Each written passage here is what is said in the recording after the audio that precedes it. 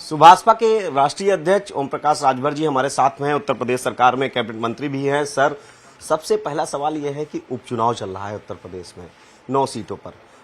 NDA गठबंधन को आप कहां पर पाते हैं? देखिए, जो उपचुनाव होते हैं, जनता भी जानती है कि सत्ता पक्ष को वोट देंगे तो चुनाव जीतने वाला जो हम एमएलए होगा वो हमारा कुछ विकास कर सकता है। विपक्ष को वोट देने का नतीजा ये होता है कि चुनाव जीत भी जाए किन्हीं कारणों से, तो वो ये कहता है, जब कोई समस्या लेके जाता है तो कहता है कि भैया मेरी सरकार नहीं है, हम नहीं मदद कर सकते आपकी। तो ये बात जनता भी जानती है और विपक्ष भी इस बात को जानता है कि ज्यादातर सीटें सत्ता पक्ष के ही लोग जीतते हैं। अब चूंकि लोकतंत्र है, वो पहले ही कह दें कि हम हार जाएंगे तो फिर तो गड़बड़ हो जाएगा। तो इस नाते वो लोग चिल्ला रहे हैं।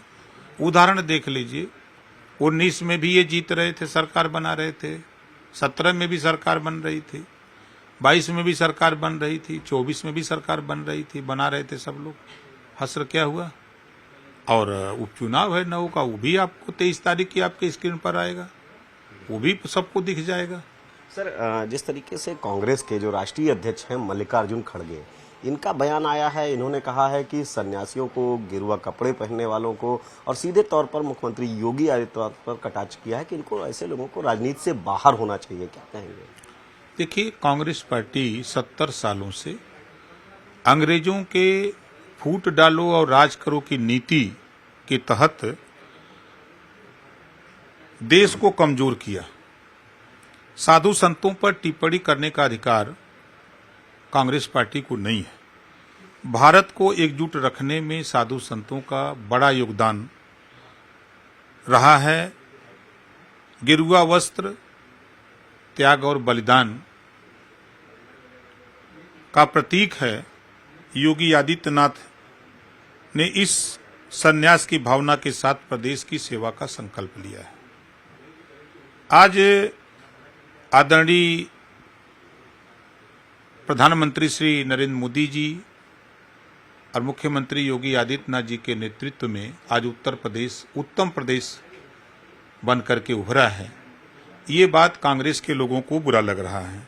डबल इंजन की सरकार है, लोक कल्याणकारी की जो भी योजनाएं हैं जनता तक पहुंच रही हैं, उसका लाभ जनता ले रही है। ये बात लोगों को हजम नहीं हो पा रही है। योगी आदित्यनाथ जी एक सच्चे संत हैं और जो राज सत्ता में रहते हुए भी सन्यास के मार्ग पर चलकर प्रदेश की सेवा कर रहे हैं। उन्होंने कभी भी सत्ता का प्रलोभन में आकर के सत्ता का दुरुपयोग नहीं किया। ये इतिहास है 7.5 साल का। योगी जी लगातार समाज के सभी वर्गों को साथ लाने का प्रयास कर रहे हैं। उनका संदेश है कि बटोगे तो कटोगे, यानी समाज में विभाजन से सभी का नुकसान ही होगा। सपा की सरकार थी, 815 दंगे हुए, 1300 जन की हानि हुई। तो जो नारा वो दे रहे हैं वो तो संदेश है ना। बसपा की सरकार थी, 600 दंगे हुए, 1200 लोगों की लगभग जन की हानि हुई। कांग्रेस ने दोनों का रिकॉर्ड तोड़ दिया। तो उसी पर तो वो कह रहे हैं, तो ये लोगों को पसंद नहीं आ रहा है। कांग्रेस पार्टी हमेशा जाति, धर्म, मजहब के नाम पर लोगों को बांट करके राजनीति की है और करना चाहती है। झूठ बोलना और लोगों को बांट करके सत्ता हासिल करना, ये कांग्रेस की फितरत रही है। योगी जी एक सच्चे सेवक की तरह प्रदेश की जनता के लिए समर्पित हैं। उन पर इस तरह की टिप्पणी अशोभनीय है, निंदनीय है। इसकी जितनी भी भर्त्सना की जाए वो कम है। सर, मौलाना तौकीर रजा कह रहे हैं, दिल्ली कूच का आह्वान कर रहे हैं, साथ में ये भी बयान दे रहे हैं कि अगर हम लोग एक हो गए तो सबकी रूह कांप जाएगी। पहले तो वो मोहम्मद साहब को मानते हैं, पता नहीं मानते हैं कि खाली जानते हैं। अगर मानते हैं तो मोहम्मद साहब ने कहा है कि बेकस, बेपनाह, लाचार, कमजोर, मजलूम की मदद करो। और वो लोग किसकी मदद करते हैं? सबसे मजलूम प्रदेश में अखिलेश यादव जी, खाए का ठिकान नहीं बा उनके हिसाब से। सोनिया गांधी, मायावती, ये सबसे मजलूम हैं। पहले तो वो अपने महापुरुषों के पढ़ें, उनके इतिहास को।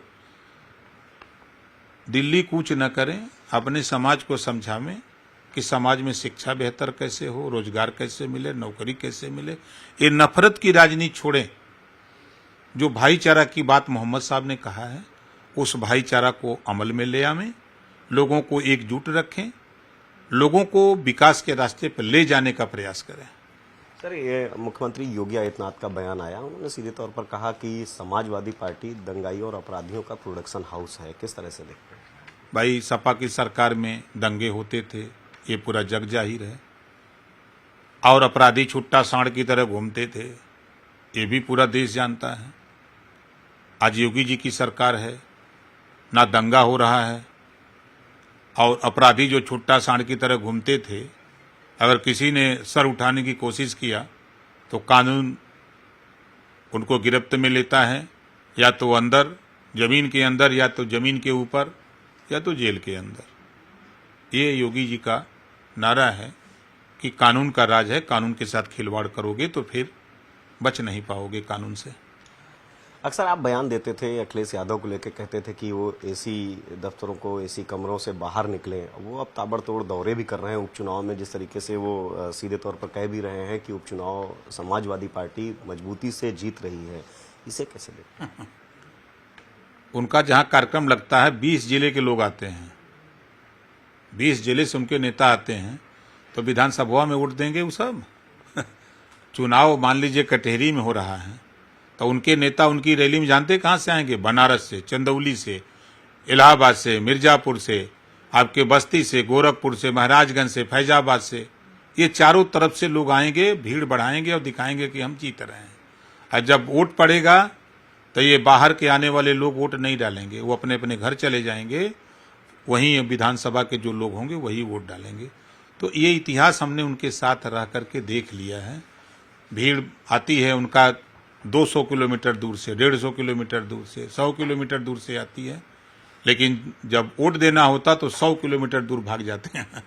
इसी से वो हार जाते हैं। ये हमारे साथ में भाजपा के राष्ट्रीय अध्यक्ष, उत्तर प्रदेश सरकार में मंत्री ओम प्रकाश राजभर जी थे। इनका सीधे तौर पर कहना है कि समाजवादी पार्टी की बाहर से भीड़ रहती है और एनडीए गठबंधन उपचुनाव की सभी 9 सीटें जीत रहा है। कैमरामैन गोपी गिरी के साथ संकेत मिश्रा, न्यूज़ 18 लखनऊ।